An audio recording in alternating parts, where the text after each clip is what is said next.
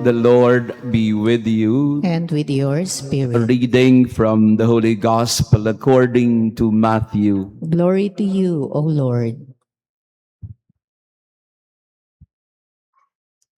Mary Magdalene and the other Mary went away quickly from the tomb, fearful yet overjoyed, and ran to announce the news to his disciples.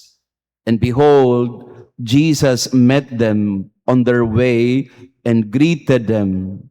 They approached, embraced his feet, and did him homage. Then Jesus said to them, "Do not be afraid. Go, tell my brothers to go to Galilee, and there they will see me." While they were going, some of the guard went into the city and told the chief priests all that had happened. The chief priests assembled with the elders and took counsel. Then they gave a large sum of money to the soldiers, telling them, "You are to say, his disciples came by night and stole him while we were asleep. And if this gets to the ears of the governor, we will satisfy him and keep you out of trouble." The soldiers took the money and did as they were instructed. And this story has circulated among the Jews to the present day. The Gospel of the Lord. Praise to you, Lord Jesus Christ. Please be seated. Praise be Jesus Christ. Now and forever. Happy Easter, everyone. Pakibati nga ng Happy Easter ang ating mga kasama. To our online parishioners, Happy Easter to all of you. The women, Mary Magdalene and the other Mary, were quick on their feet.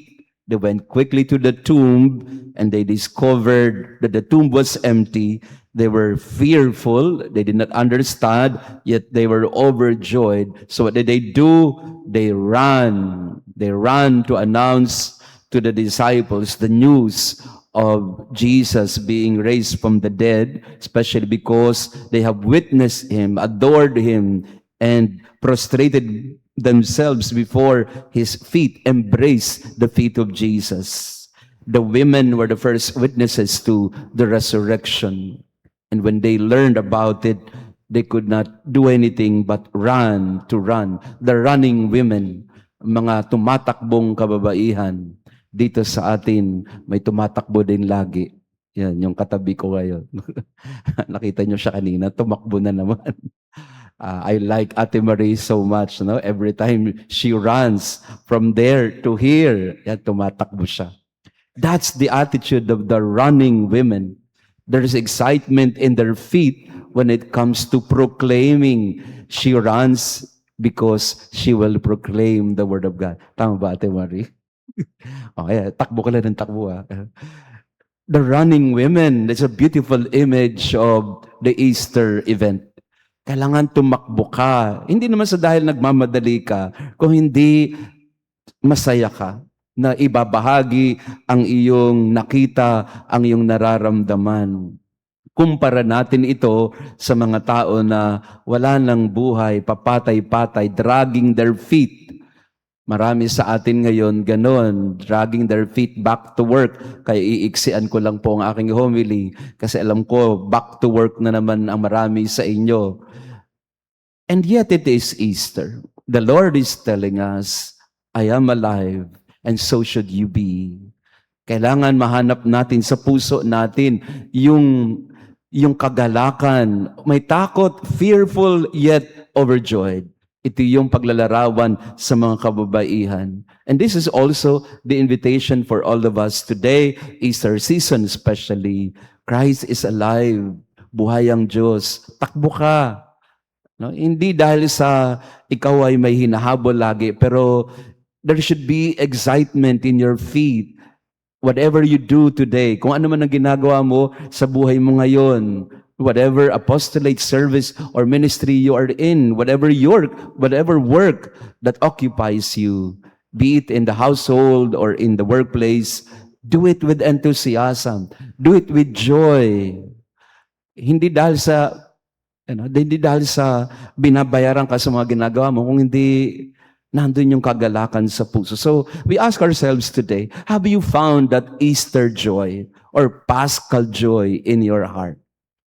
Nahanap mo na ba siya? Kasi kung hindi pa, ask Jesus. Ask Jesus to give you that Easter joy. Many of us have become so lukewarm in our faith. Papatay-patay, parang lagi na lang walang gana, walang sigla. No? Ito yung hanapin natin sa mga panahong ito. The joy that comes with Easter, with the discovery of Jesus being alive in us.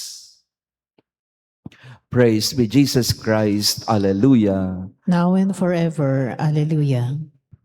Let us pray. Please stand.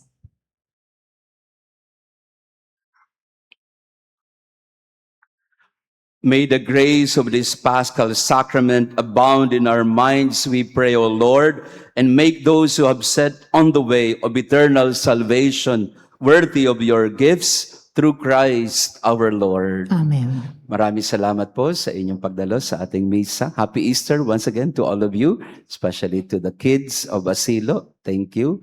I'm always happy to see you here. And to our visitors and pilgrims, thank you also for coming. And to our online parishioners, maraming salamat. May the joy, the Paschal joy of Easter reign in our hearts, that we may run with enthusiasm in life, that we may not allow our sadness and disappointments to dominate our lives. May we find that Paschal joy that Easter brings to us. The Lord be with you. And with your spirit. And may our loving God bless you and your family, the Father, the Son, and the Holy Spirit. Amen. Our Mass has been offered. Go in peace to love and serve the Lord. Alleluia, alleluia. Thanks be to God. Alleluia. Alleluia.